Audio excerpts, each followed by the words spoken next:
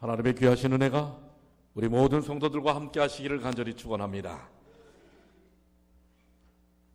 여러분들 왜 사십니까? 이런 질문을 좀 한번 이 아침에 던져보고 싶습니다. 여러분들은 왜 사시지요? 답을 이렇게 저렇게 하시는 그런 표정들이 있습니다. 우리 세상에서 꽤 알려진 어떤 분이 그런 답을 했어요. 왜 인생이 사람이 살아야 합니까? 라고 이야기했을 때 꽤 잘 알려진 종교인이면서 사회에 아주 지도적인 역할을 했던 한 분이 이렇게 이야기를 했다고 합니다.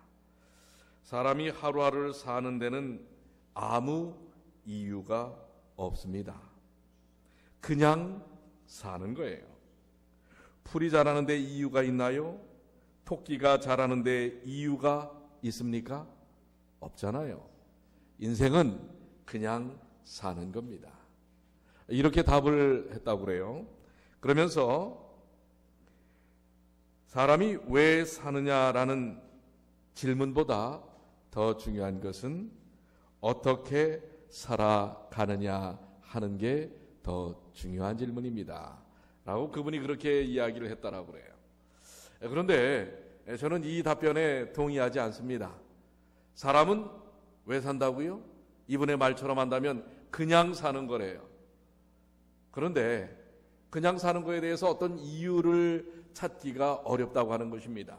그렇기 때문에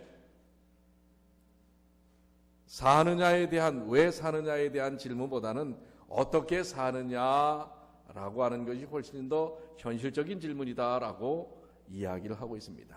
그런데 왜 사는지를 모르면 어떻게 사는지를 알 수 있을까요?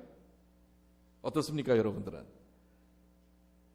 자, 성경은 오늘 우리에게 사람이 살아야 할 이유에 대해서 분명히 말씀을 하고 계십니다.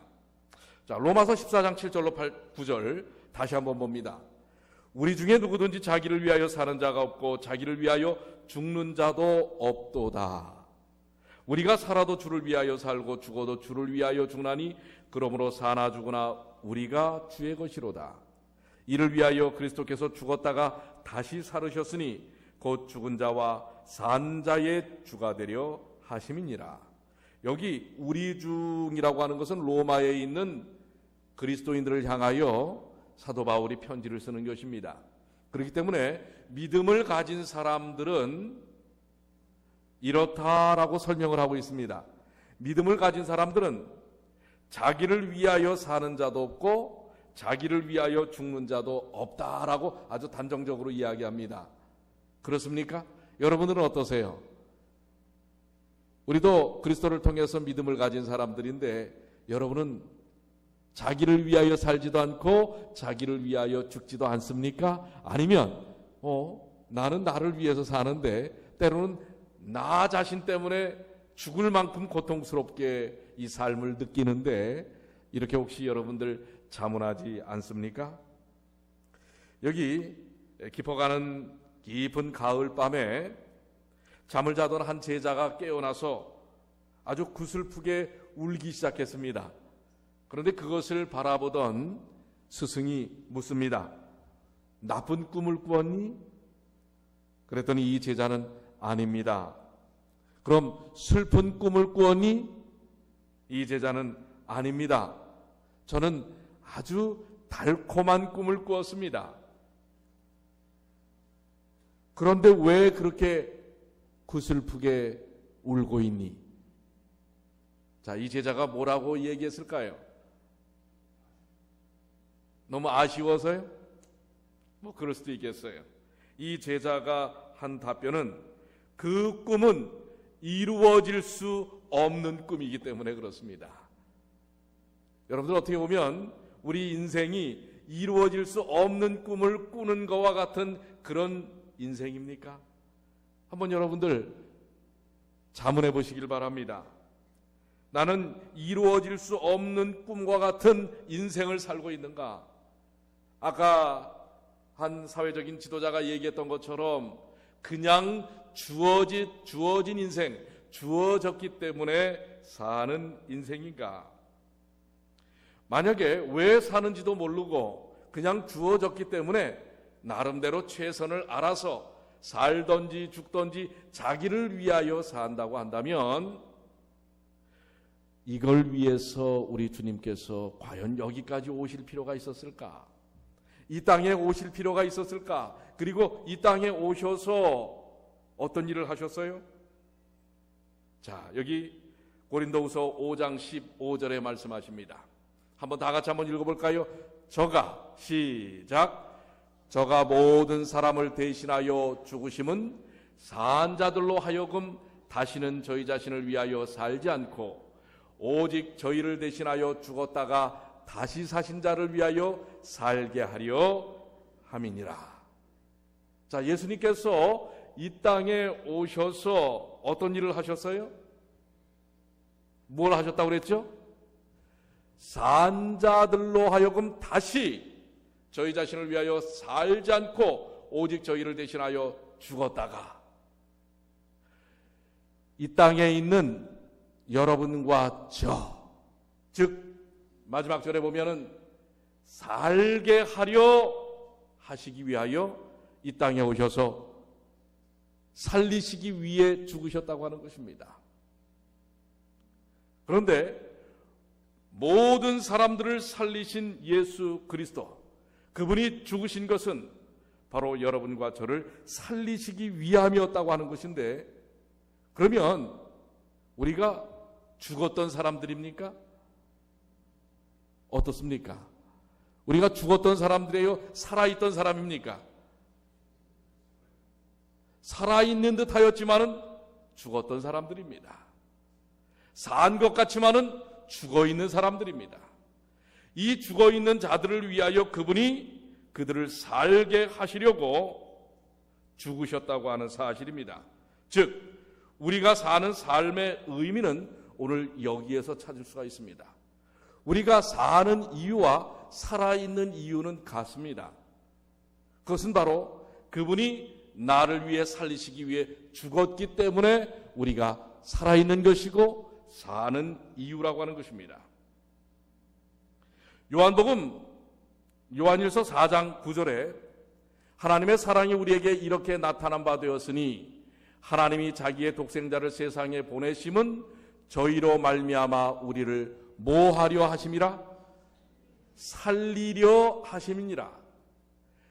예수께서 이 땅에 오셔서 십자가에 달려 돌아가신 이유는 우리를 뭐 하시기 위함이라고요? 살리시기 위함이었고 사는 이유가 거기에 있다고 하는 것입니다. 오늘 여러분들이 살아계십니까? 여러분들이 살고 있습니까? 그것은 바로 그분이 우리를 살리셨기 때문에 그렇다고 하는 것입니다. 그분이 우리를 살리시지 않았다면 우리는 살았지만 죽은 자로 살아가는 사람들입니다. 그렇지만은 우리 본문에 말씀하신 것처럼 그렇기 때문에 하나님으로 인하여 생명을 가진 자, 살아있는 자는 자기를 위하여 사는 것이 아니라 또한 자기를 위하여 죽는 것이 아니라 그 하나님의 사랑의 생명의 능력을 통해서 살기에 그 생명의 이유와 목적 속에서 삶을 이룬다고 하는 것입니다. 그러면 하나님께서 우리를 왜 살리셨습니까? 우리를 왜 이 땅에서 살아가게 하십니까? 이 문장의 첫 서두에 그 해답이 있습니다. 무엇이 그렇게 했다고요? 하나님의 사랑이. 그래서 여러분들 이 중간에 있는 말씀들의 의미를 뛰어넘어서 하나님의 사랑이 마지막 절 우리를 어떻게 했다고요? 살리려 하심이니라. 또한 살리셨다고 하는 것입니다. 하나님의 사랑이 여러분과 제가 이 땅에서 살 수 있는 이유가 되었고 사는 이유가 되었다고 하는 것입니다. 이것이 바로 주님께서 우리에게 이 땅에서 살아가는 이유로 주신 뜻입니다. 하나님은 하나님의 사랑 속에서 사랑의 근원에 의하여 이 땅에서 살기를 원하시는 것입니다. 여러분들 철학자 중에 괴테라고 하는 사람이 있지요. 괴테는 우리는 어디에서 태어났는가라고 하는 답변에 사랑이라고 답변을 하고 있습니다. 안병욱 교수라고 하는 사람의 수상집에 영혼의 양식은 사랑이다라고 얘기를 합니다. 사실 여러분과 제가 이 땅에 태어난 것은 사랑이라고 하는 이유 때문에 이 땅에 태어난 것입니다. 사랑 없이 태어난 생명은 이 세상에 없습니다. 마찬가지로 우리가 살아가는 이유도 이 사랑 때문이라는 사실을 말씀을 통해서 우리는 확인할 수 있는 것입니다. 그렇기 때문에 오늘 이제 첫 설교의 제목에 대한 답을 달아봅니다. 사람이 사는 이유, 사람이 살아있는 이유, 그 이유가 무엇 때문이라고요? 하나님의 사랑 때문이라고 하는 사실입니다. 오늘 이 사랑이 없이는 우리가 살 이유도 존재할 이유도 없다고 하는 것입니다. 오늘 이 하나님의 사랑의 이유 속에서 우리들이 살아가는 이유들을 이루어내는 경험들을 갖게 되시길 바랍니다. 그래서 요한일서 4장 7절로 8절은 우리가 살아가는 이유에 대해서 이렇게 이야기하고 계십니다. 사랑의 모습을 통해 우리가 삶을 어떻게 이어가야 할지를 이야기하고 계십니다. 요한일서 4장 7절로 8절 생명의 말씀 우리 다 같이 한번 읽겠습니다. 사랑하는 자들아, 시작.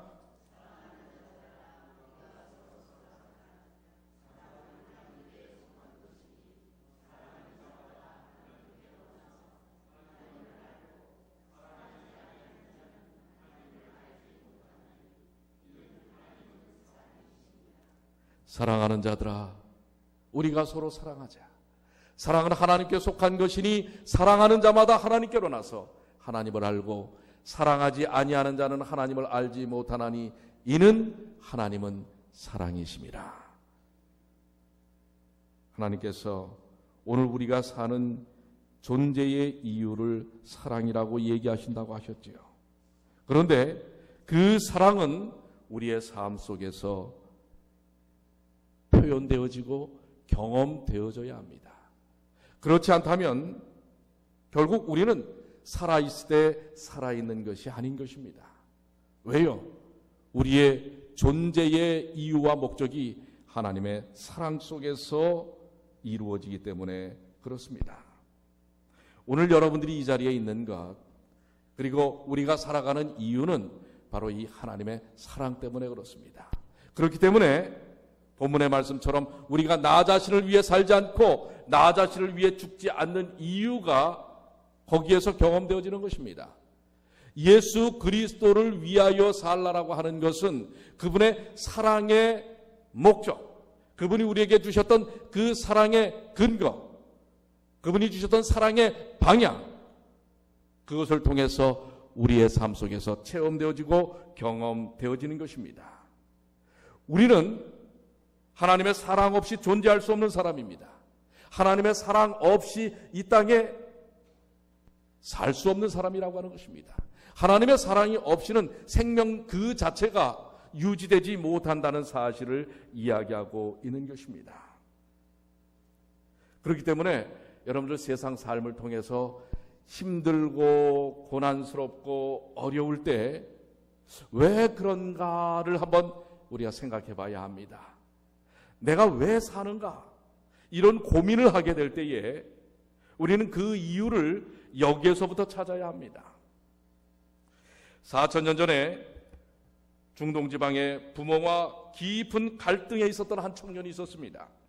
결국 그 청년은 가족의 품에서 떠날 수밖에 없었습니다. 그에게는 형이 하나 있었는데 그 형도 서로 시기와 질투와 더 나아가서 원한과 미움의 관계가 깊어졌습니다.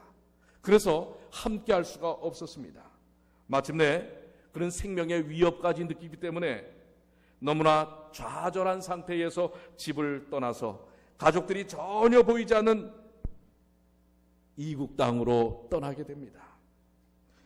집을 떠난 인생이 그러하듯이, 고향을 떠난 인생이 그러하듯이 때로는 외롭고 쓸쓸하고, 그리고 또한 누구 하나 위로해 주지 않는 인생살이를 살 수밖에 없었습니다. 그의 삶은 외로움과 고통의 나날들이었습니다.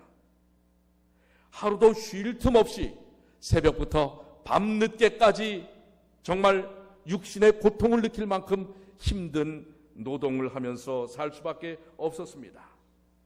그곳에서의 삶은 가족들과의 삶과는 전혀 달랐습니다. 가족들이 그리워지고 또한 외로움을 참을 수가 없었습니다. 밤의 추위와 낮의 무더위도 견디기 어려울 지경이었습니다. 일반적으로 그러한 지경에 처한다면 내가 왜 사나? 이런 질문을 하고 그야말로 인생을 끝내고 싶은 그런 극한 상황까지 이룰 수 있는 인생이었습니다. 인생에 대하여 패배하였다고, 나는 패배자라고 낙심하고 절망 가운데서 쓰러져 버릴 수밖에 없는 그런 인생이었습니다. 그런 인생을 자그마치 7년 동안 이 젊은이는 보내게 되는데요. 그러나 겉으로 보기에는 이렇게 외롭고 고통스럽고 아프고 힘든 처절한 그런 삶의 무거운 짐들이 누르는 삶이었지만, 그에게서의 7년은 하루처럼, 하룻밤처럼 신속히 지나갑니다. 왜 그랬을까요? 그의 곁에 그를 사랑하는 연인이 있었기 때문에 그렇습니다. 사랑하는 사람이 그의 곁에 있었기 때문에 그는 그 조금 전까지 얘기했던 그런 외로움과 추위와 고통과 아픔과 절망 속에서 그 7년을 하루처럼 보낼 수 있었어요. 여러분들, 누구의 이야기입니까? 야곱과 라헬의 사랑 얘기 아니겠습니까? 그렇습니다. 그의 환경은 매우 척박했습니다. 오늘날 이 미국에서 이민을 하는 이민자들의 삶과 같습니다. 주류 사회가 아닌 비주류 사회에서 어떻게든 자식들을 열심히 가르쳐서 살아보겠다고 하는, 꿈을 키우겠다고 하는, 꿈을 이루겠다고 하는 그런 이민 1세대들의 삶이 그런지 모르겠습니다.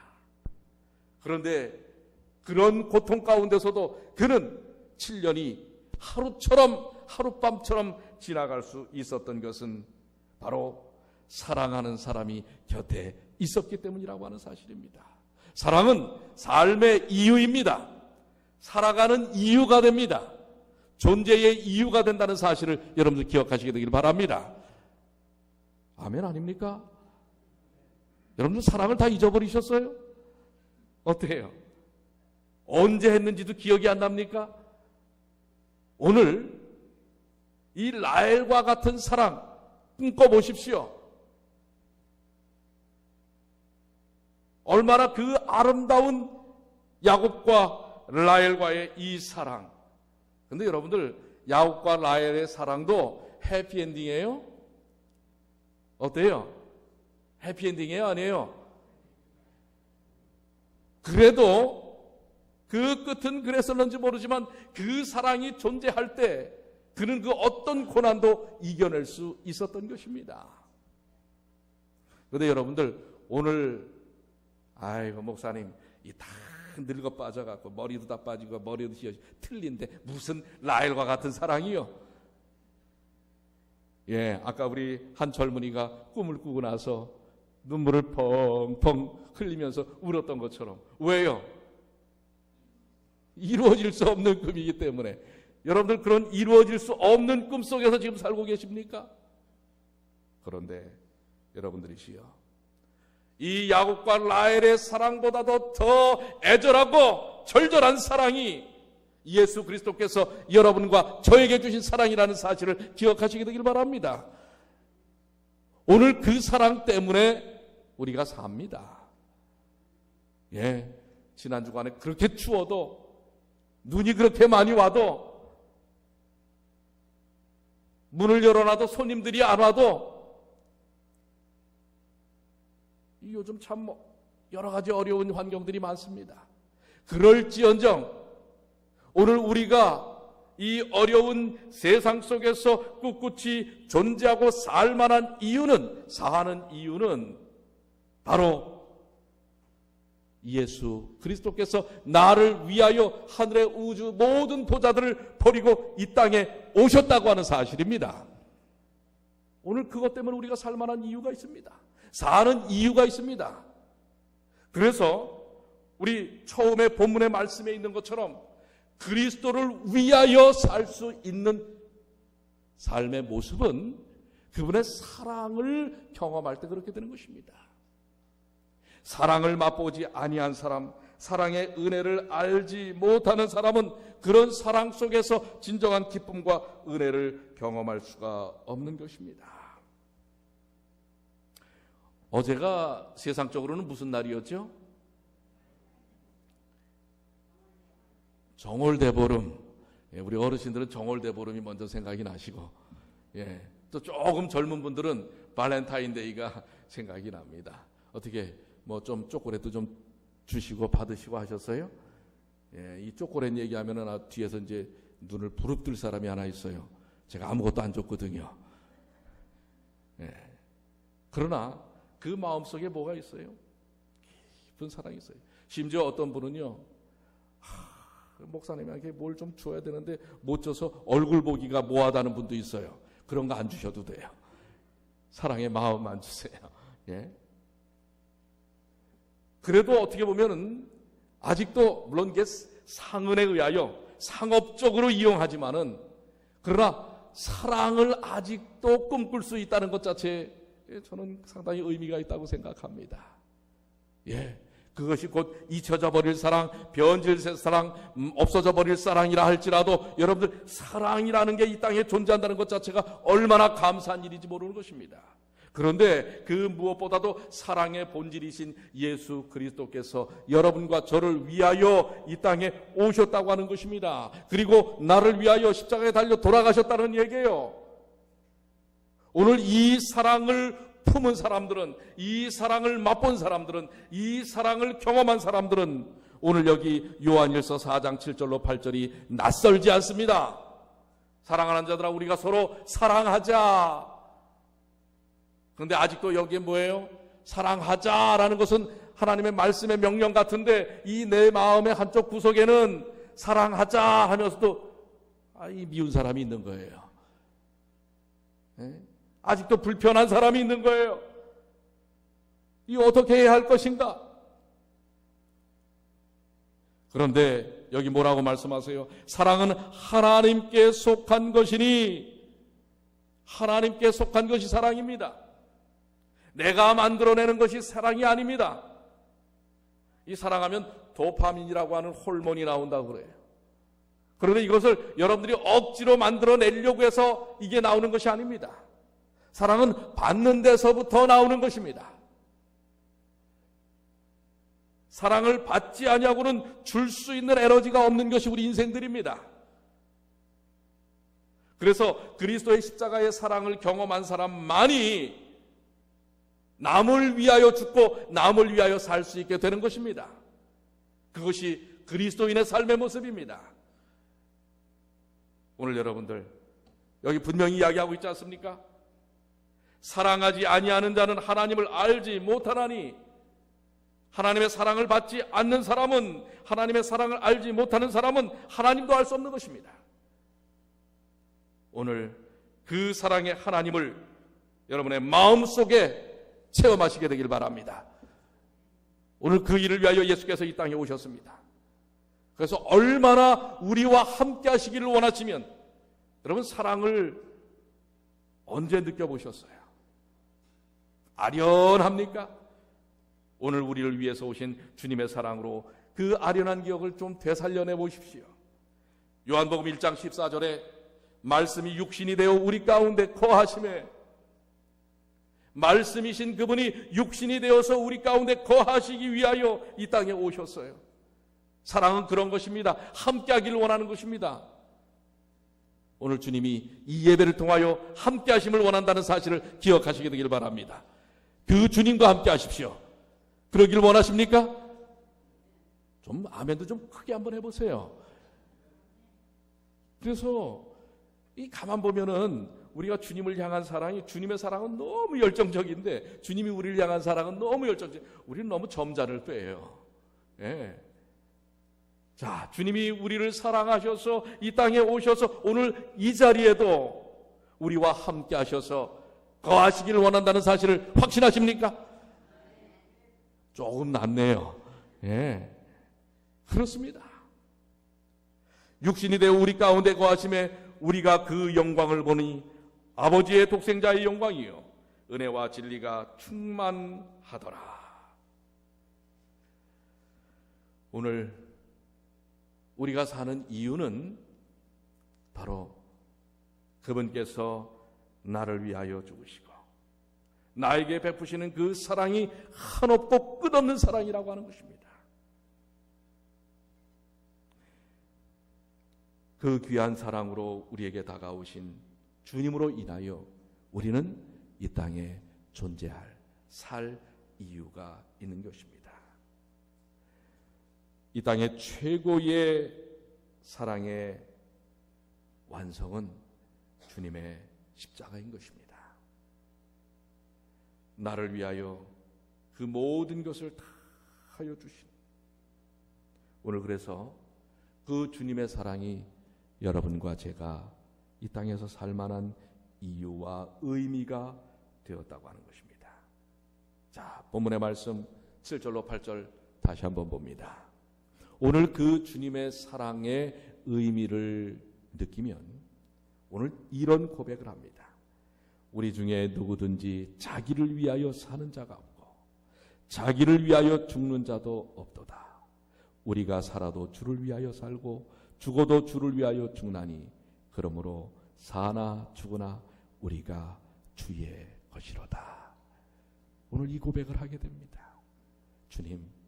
주님의 사랑으로 저를 그렇게 사랑하셨고 주님의 그 사랑으로 저에게 생명을 주셨고 주님의 사랑으로 오늘 존재케 하셨고 오늘 내가 사는 이유요 살아있는 이유와 목적이 되었기에 이제 제가 제 자신을 위하여 사는 것이 아닙니다.